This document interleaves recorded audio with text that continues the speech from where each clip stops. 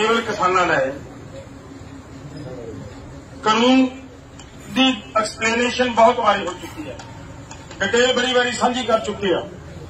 पहला कानून एपीएमसी मंडी नूं खत्म करन दा है और मंडी खत्म होएगी जिस वेले उस वेले किसान नूं मंडी खत्म करन तो पहला 2 साल भाव देणगे, किसान नूं 2 साल भाव देणगे। उस तो बाद किसान की लुट शुरू होएगी। लेकिन लेबर वीर, लेबर क्लास के मेरे वीर इस गल का जरूर ध्यान करना कि एक कला किसानों का नुकसान नहीं करेगी। जो मंडियां तबाह हुईयां, जो मंडियां खत्म हुईयां, मंडियां बंद हुईयां, मंडियां बर्बाद हुईयां, उस वेले मंडी दे विच काम करन वाले एकदम विहले हो जाणगे, उन्हां नूं काम नहीं मिलना, उन्हां दे हत्थों काम खोया जाना है। अगली गल, जिस वेले अनाज सारे का सारा कारपोरेट लोग खरीदन लग पे, सीधा सैलोज दे विच अनाज जान लग गया, मंडियां का काम खत्म हो गया, अनाज के मालक अडानी ते अबानी बन गए। उस वेले अगली जिहड़ी साडे मजदूरां नूं मार पैनी है, सानूं ते इत्थे मार पैनी है कि साडी फसल का रेट घट के लगभग तीजा हिस्सा रेट उडेगा साडी फसल दे विचों, कोई दो रामा नहीं। पर लेबर वाले वीरां नूं जरूर इस गल दा वड्डी सट लगेगी। उन्हां लोकां नूं जिहड़े बेजमीने ने उन्हां नूं इह सट लगेगी कि यह अनाज जिस वेले अडानियां ते अबानियां दे कोल चलिया गया, फिर जिहड़ी हुण स्कीम 2 रुपए किलो आटा, 2 रुपए किलो दालां, सस्तियां दालां, फ्री दालां दे फ्री आटा कणक देण दीआं ब्योतबंदियां ते पॉलिसियां चल रही ने। जो सरकार ने अनाज खरीदे ही ना, सरकार कोल अनाज होया ही ना, उस वेले ये अनाज साडे उन्हां बेजमीने लोकां तक नहीं पहुंचना। इस करके इहदी वड्डी सट साडे उन्हां वीरां नूं वजनी है। असीं मंग करदे हां कि डॉक्टर स्वामीनाथन की रिपोर्ट लागू होवे। डॉक्टर स्वामीनाथन की कहंदा, वो कहंदा C2+50 के अनुसार किसानों नूं फसल दा भाव दिओ। डिटेल बहुत लंबी है, बहुत वड्डी है डॉक्टर स्वामीनाथन की रिपोर्ट। लेकिन इहदे विच एक बहुत वड्डी गल है जिहड़ी वेखण नूं ऐ लगदा कि कणक महंगी होएगी, लेकिन दूजा पक्ष निगाह मार के देखो कि साडा ते मजदूर की मित्रता किन्नी बनाउंदी है। अज मजदूर की उन्होंने 300 रुपया दिहाड़ी मिलती है, जो मजदूर साथों 400 रुपया दिहाड़ी मंगदा है, उस वेले असीं महसूस करते हैं कि दिहाड़ी वध है। जेकर साडी ये फार्मूला लागू हो जाए कि जो लागत आएगी किसान की ਉਹਦੇ ਉੱਪਰ 50% मुनाफा मिलेगा ही मिलेगा, तो फिर तुसीं अंदाजा ला के देखियो। अज दिहाड़ी 300 है, फसल बीज ली 300 रुपया दिहाड़ी दे नाल तुसीं 10 दिहाड़ीए लाते 3000 रुपया खर्च करता। सरकार ने फसल के भाव के रूप दे विच तुहानूं किन्ना देना है? 3000 की बजाय 4500 यही मिलेगा ना। ते जे किते उस वेले साडे मजदूर की दिहाड़ी 1000 रुपया हो जाए तो मजदूर नूं असीं किन्ने देवांगे? 10000 रुपया।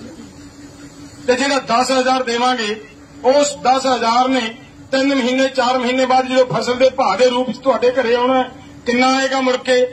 15000 रुपया। सानू दा मुनाफा 15000 5000 रुपया मुनाफा तुहाडा वधेगा कि नहीं वधेगा? बोलियो। ते साडे मजदूर नूं जदों साडा 5000 रुपया वो 10000 भी सानू मुड़ के आया ते नाल 5000 मुनाफा भी लेके आया, सानू की दर्द है? साडे मजदूर भरा नूं 1000 रुपया दिहाड़ी दिंदे नाल साडा की तकलीफ है जी? कोई तकलीफ नहीं। असीं हसते खेडदे कहांगे उन्हां नूं कि तुसीं करो प्रोटेस्ट, असीं भी तुहाडे नाल लगदे आ, दिहाड़ी का रेट बढ़ाओ, झोने की लुआई का रेट बढ़ाओ, ताकि साडा तां जुड़ के डेढ़ा हो के मिलना, सानू कोई चिंता नहीं। सो इस करके ये लड़ाई जिहड़ी असीं लड़ रहे हैं, कल्ले किसान की नहीं लड़ रहे, ये लड़ाई साडे मजदूर वीरां दी भी लड़ाई है। उन्हां नूं भी इस लड़ाई दे विच ये सारे नुक्तिआं नूं जाण के, इन्हां नुक्तिआं नूं समझ के साडे इस अंदोलन का डटवां भरपूर सहयोग करन दी लोड़ है। ये ना सोच के बैठो कि कल्ले किसानां दी लड़ाई है। मेरे दोस्तों, कल्ले किसानां दी लड़ाई जेकर कहांगे आपां ते जे फिर किसानां दी लड़ाई तो इत्थे ही खत्म हो जाती है कि जदों अगर सरकार एपीएमसी मंडी का कानून खत्म कर देवे, जिहड़ा अज करन वाली तुरी है, साडी मौत है।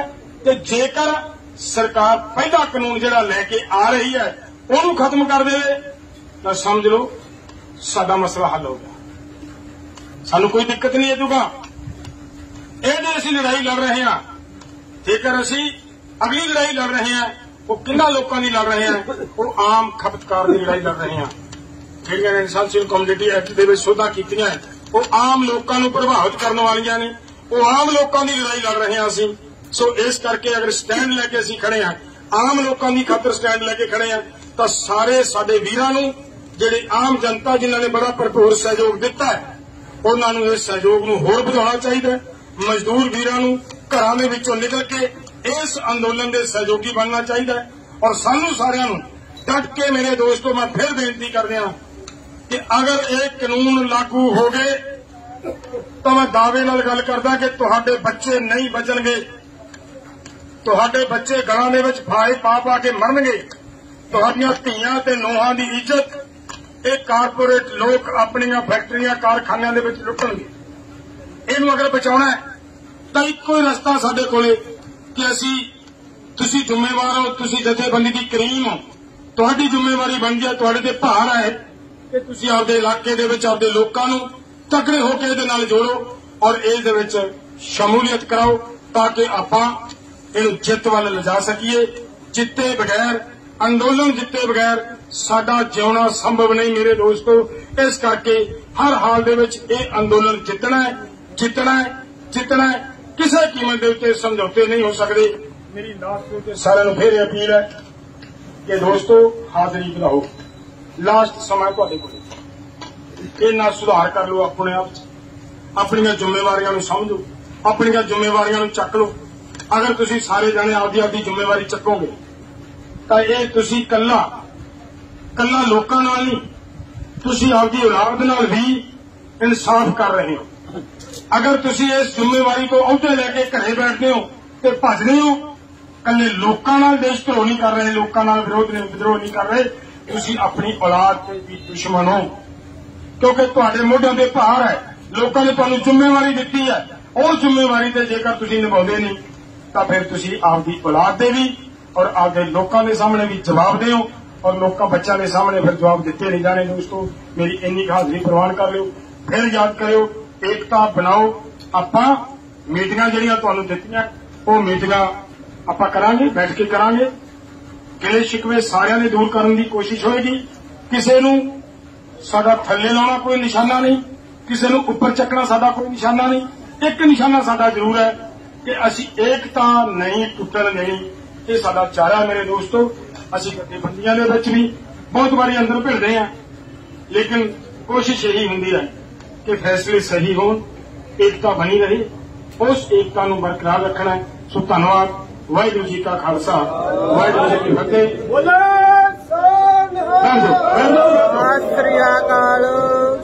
पाका सिंह जी को गल करेंगे। मेरी बेनती है कि मैं जाना केवल किसानों का है, कानून की एक्सप्लेनेशन बहुत बारी हो चुकी है, डिटेल बड़ी बारी साझी कर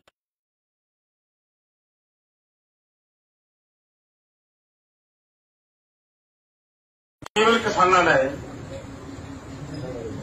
कानून की एक्सप्लेनेशन बहुत बारी हो चुकी है, डिटेल बड़ी बारी साझी कर चुके हैं। पहला कानून एपीएमसी मंडी नूं खत्म करन दा है और मंडी खत्म होएगी जिस वेले, उस वेले किसान नूं मंडी खत्म करन तो पहला 2 साल भाव देणगे, किसान नूं 2 साल भाव देणगे। उस तो बाद किसान की लुट शुरू होएगी। लेकिन लेबर वीर, लेबर क्लास के मेरे वीर इस गल का जरूर ध्यान करना कि एक कला किसानों का नुकसान नहीं करेगी। जो मंडियां तबाह हुई, जो मंडियां खत्म हुई, मंडियां बंद हुई, मंडियां बर्बाद हुई, उस वेले मंडी दे विच काम करने वाले एकदम वेले हो जाएंगे, उन्होंने काम नहीं मिलेगा, उन्होंने हथों काम खोया जाना है। अगली गल, जिस वेले अनाज सारे का सारा कारपोरेट लोग खरीदन लग पे, सीधा सैलोज दे विच अनाज जान लग गया, मंडियां का काम खत्म हो गया, अनाज के मालक अडानी ते अबानी बन गए। उस वेले अगली जिहड़ी साडे मजदूरां नूं मार पैनी है, सानूं ते इत्थे मार पैनी है कि साडी फसल का रेट घट के लगभग 3 हिस्सा रेट उडेगा साडी फसल दे विचों, कोई दो रामा नहीं। पर लेबर वाले वीरां नूं जरूर इस गल दा ਵੱਡੀ ਸੱਟ ਲੱਗੇਗੀ ਉਹਨਾਂ ਲੋਕਾਂ ਨੂੰ ਜਿਹੜੇ ਬੇਜ਼ਮੀਨੇ ਨੇ, ਉਹਨਾਂ ਨੂੰ ਇਹ ਸੱਟ ਲੱਗੇਗੀ ਕਿ ਇਹ ਅਨਾਜ ਜਿਸ ਵੇਲੇ ਅਡਾਨੀਆਂ ਤੇ ਅਬਾਨੀਆਂ ਦੇ ਕੋਲੇ ਚਲਿਆ ਗਿਆ, ਫਿਰ ਜਿਹੜੀ ਹੁਣ ਸਕੀਮ 2 ਰੁਪਏ ਕਿਲੋ ਆਟਾ, 2 ਰੁਪਏ ਕਿਲੋ ਦਾਲਾਂ, ਜੋ ਸਸਤੀਆਂ ਦਾਲਾਂ, ਫ੍ਰੀ ਦਾਲਾਂ ਦੇ ਫ੍ਰੀ ਆਟਾ ਕਣਕ ਦੇਣ ਦੀਆਂ ਵਿਉਂਤਬੰਦੀਆਂ ਤੇ ਪਾਲਿਸੀਆਂ ਚੱਲ ਰਹੀਆਂ ਨੇ, ਜਦੋਂ ਸਰਕਾਰ ਨੇ ਅਨਾਜ ਖਰੀਦਿਆ ਹੀ ਨਾ, ਸਰਕਾਰ ਕੋਲ ਅਨਾਜ ਹੋਇਆ ਹੀ ਨਾ, ਉਸ ਵੇਲੇ ਇਹ ਅਨਾਜ ਸਾਡੇ ਉਹਨਾਂ ਬੇਜ਼ਮੀਨੇ ਲੋਕਾਂ ਤੱਕ ਨਹੀਂ ਪਹੁੰਚਣਾ। ਇਸ ਕਰਕੇ ਇਹਦੀ ਵੱਡੀ ਸੱਟ ਸਾਡੇ ਉਹਨਾਂ ਵੀਰਾਂ ਨੂੰ ਵੱਜਣੀ ਹੈ। ਅਸੀਂ ਮੰਗ ਕਰਦੇ ਹਾਂ ਕਿ ਡਾਕਟਰ ਸਵਾਮੀਨਾਥਨ ਦੀ ਰਿਪੋਰਟ ਲਾਗੂ ਹੋਵੇ। ਡਾਕਟਰ ਸਵਾਮੀਨਾਥਨ ਕੀ ਕਹਿੰਦਾ? ਉਹ ਕਹਿੰਦਾ C2+50 ਦੇ ਅਨੁਸਾਰ ਕਿਸਾਨਾਂ ਨੂੰ ਫਸਲ ਦਾ ਭਾਅ ਦਿਓ। ਡਿਟੇਲ ਬਹੁਤ ਲੰਬੀ ਹੈ, ਬਹੁਤ ਵੱਡੀ ਹੈ ਡਾਕਟਰ ਸਵਾਮੀਨਾਥਨ ਦੀ ਰਿਪੋਰਟ, ਲੇਕਿਨ ਇਹਦੇ ਵਿੱਚ ਇੱਕ ਬਹੁਤ ਵੱਡੀ ਗੱਲ ਹੈ ਜਿਹੜੀ ਵੇਖਣ ਨੂੰ ਐ ਲੱਗਦਾ ਕਿ ਕਣਕ ਮਹਿੰਗੀ ਹੋਏਗੀ, ਲੇਕਿਨ ਦੂਜਾ ਪੱਖ ਨਿਗਾਹ ਮਾਰ ਕੇ ਦੇਖੋ ਕਿ ਸਾਡਾ ਤੇ ਮਜ਼ਦੂਰ ਦੀ ਮਿੱਤਰਤਾ ਕਿੰਨੀ ਬਣਾਉਂਦੀ ਹੈ। ਅੱਜ ਮਜ਼ਦੂਰ ਦੀ ਉਹਨੂੰ 300 ਰੁਪਏ ਦਿਹਾੜੀ ਮਿਲਦੀ ਹੈ, ਜਦੋਂ ਮਜ਼ਦੂਰ ਸਾਥੋਂ 400 ਰੁਪਏ ਦਿਹਾੜੀ ਮੰਗਦਾ ਉਸ ਵੇਲੇ ਅਸੀਂ ਮਹਿਸੂਸ ਕਰਦੇ ਹਾਂ ਕਿ ਦਿਹਾੜੀ ਵੱਧ ਹੈ। ਜੇਕਰ ਸਾਡੀ ਇਹ ਫਾਰਮੂਲਾ ਲਾਗੂ ਹੋ ਜਾਏ ਕਿ ਜੋ ਲਾਗਤ ਆਏਗੀ ਕਿਸਾਨ ਦੀ ਉਹਦੇ ਉੱਪਰ 50% ਮੁਨਾਫਾ ਮਿਲੇਗਾ ਹੀ ਮਿਲੇਗਾ, ਤਾਂ ਫਿਰ ਤੁਸੀਂ ਅੰਦਾਜ਼ਾ ਲਾ ਕੇ ਦੇਖਿਓ। ਅੱਜ ਦਿਹਾੜੀ 300 ਹੈ, ਫਸਲ ਬੀਜ ਲਈ 300 ਰੁਪਏ ਦਿਹਾੜੀ ਦੇ ਨਾਲ ਤੁਸੀਂ 10 ਦਿਹਾੜੀਏ ਲਾਤੇ, 3000 ਰੁਪਏ ਖਰਚ ਕਰਤਾ। ਸਰਕਾਰ ਨੇ ਫਸਲ ਦੇ ਭਾਅ ਦੇ ਰੂਪ ਦੇ ਵਿੱਚ ਤੁਹਾਨੂੰ ਕਿੰਨਾ ਦੇਣਾ ਹੈ? 3000 ਦੀ ਬਜਾਏ 4500 ਇਹੀ ਮਿਲੇਗਾ ਨਾ। ਤੇ ਜੇ ਕਿਤੇ ਉਸ ਵੇਲੇ ਸਾਡੇ ਮਜ਼ਦੂਰ ਦੀ ਦਿਹਾੜੀ 1000 ਰੁਪਇਆ ਹੋ ਜਾਏ ਤਾਂ ਮਜ਼ਦੂਰ ਨੂੰ ਅਸੀਂ ਕਿੰਨੇ ਦੇਵਾਂਗੇ? 10000 ਰੁਪਏ। ਤੇ ਜਿਹੜਾ 10000 ਦੇਵਾਂਗੇ, ਉਸ 10000 ਨੇ 3 ਮਹੀਨੇ 4 ਮਹੀਨੇ ਬਾਅਦ ਜਦੋਂ ਫਸਲ ਦੇ ਭਾਅ ਦੇ ਰੂਪ ਵਿੱਚ ਤੁਹਾਡੇ ਘਰੇ ਆਉਣਾ, ਕਿੰਨਾ ਆਏਗਾ ਮੁੜ ਕੇ? 15000 ਰੁਪਇਆ। ਸਾਨੂੰ ਉਹਦਾ ਮੁਨਾਫਾ 15000 5000 ਰੁਪਇਆ ਮੁਨਾਫਾ ਤੁਹਾਡਾ ਵਧੇਗਾ ਕਿ ਨਹੀਂ ਵਧੇਗਾ? ਬੋਲਿਓ। ਤੇ ਸਾਡੇ ਮਜ਼ਦੂਰ ਨੂੰ ਜਦੋਂ ਸਾਡਾ 5000 ਰੁਪਇਆ, ਉਹ 10000 ਵੀ ਸਾਨੂੰ ਮੁੜ ਕੇ ਆਇਆ ਤੇ ਨਾਲ 5000 ਮੁਨਾਫਾ ਵੀ ਲੈ ਕੇ ਆਇਆ, ਸਾਨੂੰ ਕੀ ਦਰਦ ਹੈ? ਸਾਡੇ ਮਜ਼ਦੂਰ ਭਰਾ ਨੂੰ 1000 ਰੁਪਇਆ ਦਿਹਾੜੀ ਦਿੰਦਿਆਂ ਦਾ ਸਾਡਾ ਕੀ ਤਕਲੀਫ ਹੈ ਜੀ? ਕੋਈ ਤਕਲੀਫ ਨਹੀਂ। ਅਸੀਂ ਹੱਸਦੇ ਖੇਡਦੇ ਕਵਾਂਗੇ ਉਹਨਾਂ ਨੂੰ ਕਿ ਤੁਸੀਂ ਕਰੋ ਪ੍ਰੋਟੈਸਟ, ਅਸੀਂ ਵੀ ਤੁਹਾਡੇ ਨਾਲ ਲੱਗਦੇ ਹਾਂ, ਦਿਹਾੜੀ ਦਾ ਰੇਟ ਵਧਾਓ, ਝੋਨੇ ਦੀ ਲਵਾਈ ਦਾ ਰੇਟ ਵਧਾਓ, ਤਾਂ ਕਿ ਸਾਡਾ ਤਾਂ ਜੁੜ ਕੇ ਡੇਢਾ ਹੋ ਕੇ ਮਿਲਣਾ, ਸਾਨੂੰ ਕੋਈ ਚਿੰਤਾ ਨਹੀਂ। ਸੋ ਇਸ ਕਰਕੇ ਇਹ ਲੜਾਈ ਜਿਹੜੀ ਅਸੀਂ ਲੜ ਰਹੇ ਹਾਂ, ਇਕੱਲੇ ਕਿਸਾਨ ਦੀ ਨਹੀਂ ਲੜ ਰਹੇ, ਇਹ ਲੜਾਈ ਸਾਡੇ ਮਜ਼ਦੂਰ ਵੀਰਾਂ ਦੀ ਵੀ ਲੜਾਈ ਹੈ। ਉਹਨਾਂ ਨੂੰ ਵੀ ਇਸ ਲੜਾਈ ਦੇ ਵਿੱਚ ਇਹ ਸਾਰੇ ਨੁਕਤਿਆਂ ਨੂੰ ਜਾਣ ਕੇ, ਇਹਨਾਂ ਨੁਕਤਿਆਂ ਨੂੰ ਸਮਝ ਕੇ ਸਾਡੇ ਇਸ ਅੰਦੋਲਨ ਦਾ ਡਟਵਾਂ ਭਰਪੂਰ ਸਹਿਯੋਗ ਕਰਨ ਦੀ ਲੋੜ ਹੈ। ਇਹ ਨਾ ਸੋਚ ਕੇ ਬੈਠੋ ਕਿ ਇਕੱਲੇ ਕਿਸਾਨਾਂ ਦੀ ਲੜਾਈ ਹੈ। ਮੇਰੇ ਦੋਸਤੋ, ਇਕੱਲੇ ਕਿਸਾਨਾਂ ਦੀ ਲੜਾਈ ਜੇਕਰ ਕਹਾਂਗੇ ਆਪਾਂ, ਤੇ ਜੇ ਫਿਰ ਕਿਸਾਨਾਂ ਦੀ ਲੜਾਈ ਤਾਂ ਇੱਥੇ ਹੀ ਖਤਮ ਹੋ ਜਾਂਦੀ ਹੈ ਕਿ ਜਦੋਂ ਅਗਰ ਸਰਕਾਰ APMC ਮੰਡੀ ਦਾ ਕਾਨੂੰਨ ਖਤਮ ਕਰ ਦੇਵੇ, ਜਿਹੜਾ ਅੱਜ ਕਰਨ ਵਾਲੀ ਤੁਰੀ ਹੈ, ਸਾਡੀ ਮੌਤ ਹੈ। ਤੇ ਜੇਕਰ ਸਰਕਾਰ ਪਹਿਲਾ ਕਾਨੂੰਨ ਜਿਹੜਾ ਲੈ ਕੇ ਆ ਰਹੀ ਹੈ ਉਹਨੂੰ ਖਤਮ ਕਰ ਦੇਵੇ ਤਾਂ ਸਮਝ ਲਓ ਸਾਡਾ ਮਸਲਾ ਹੱਲ ਹੋ ਗਿਆ, ਸਾਨੂੰ ਕੋਈ ਦਿੱਕਤ ਨਹੀਂ ਆਜੂਗਾ। ਇਹਦੇ ਅਸੀਂ ਲੜਾਈ ਲੜ ਰਹੇ ਹਾਂ। ਜੇਕਰ ਅਸੀਂ ਅਗਲੀ ਲੜਾਈ ਲੜ ਰਹੇ ਹਾਂ, ਉਹ ਕਿੰਨਾ ਲੋਕਾਂ ਦੀ ਲੜ ਰਹੇ ਹਾਂ? ਉਹ ਆਮ ਖਪਤਕਾਰ ਦੀ ਲੜਾਈ ਲੜ ਰਹੇ ਹਾਂ। ਜਿਹੜੀਆਂ ਐਸੈਂਸ਼ੀਅਲ ਕਮੋਡਿਟੀ ਐਕਟ ਦੇ ਵਿੱਚ ਸੋਧਾਂ ਕੀਤੀਆਂ, ਉਹ ਆਮ ਲੋਕਾਂ ਨੂੰ ਪ੍ਰਭਾਵਿਤ ਕਰਨ ਵਾਲੀਆਂ ਨੇ, ਉਹ ਆਮ ਲੋਕਾਂ ਦੀ ਲੜਾਈ ਲੜ ਰਹੇ ਹਾਂ ਅਸੀਂ। ਸੋ ਇਸ ਕਰਕੇ ਅਗਰ ਸਟੈਂਡ ਲੈ ਕੇ ਅਸੀਂ ਖੜੇ ਹਾਂ, ਆਮ ਲੋਕਾਂ ਦੀ ਖਾਤਰ ਸਟੈਂਡ ਲੈ ਕੇ ਖੜੇ ਹਾਂ, ਤਾਂ ਸਾਰੇ ਸਾਡੇ ਵੀਰਾਂ ਨੂੰ, ਜਿਹੜੇ ਆਮ ਜਨਤਾ ਜਿਨ੍ਹਾਂ ਨੇ ਬੜਾ ਭਰਪੂਰ ਸਹਿਯੋਗ ਦਿੱਤਾ ਹੈ, ਉਹਨਾਂ ਨੂੰ ਇਸ ਸਹਿਯੋਗ ਨੂੰ ਹੋਰ ਵਧਾਉਣਾ ਚਾਹੀਦਾ। ਮਜ਼ਦੂਰ ਵੀਰਾਂ ਨੂੰ ਘਰਾਂ ਦੇ ਵਿੱਚੋਂ ਨਿਕਲ ਕੇ ਇਸ ਅੰਦੋਲਨ ਦੇ ਸਹਿਯੋਗੀ ਬਣਨਾ ਚਾਹੀਦਾ ਹੈ।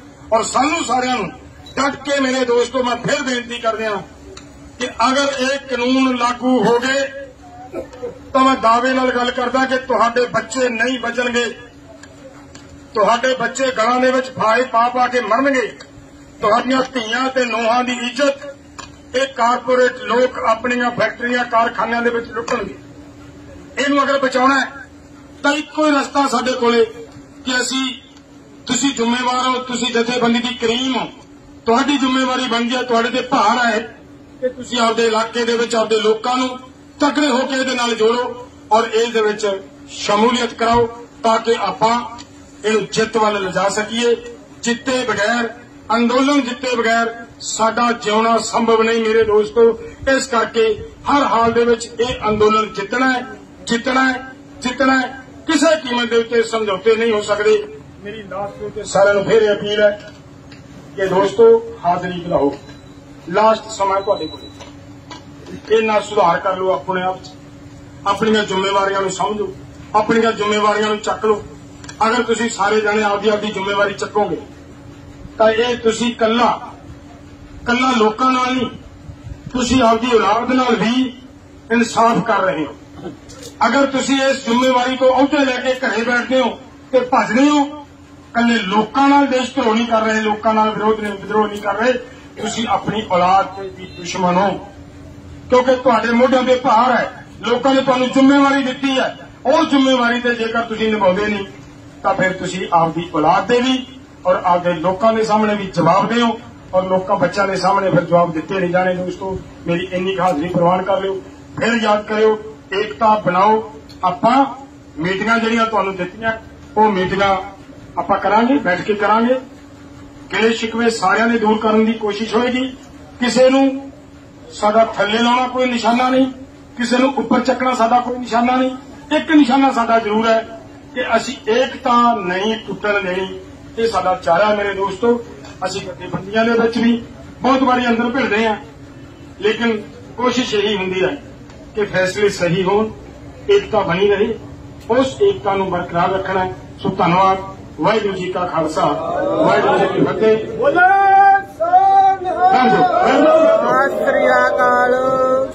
पाका सिंह जी को गल करेंगे।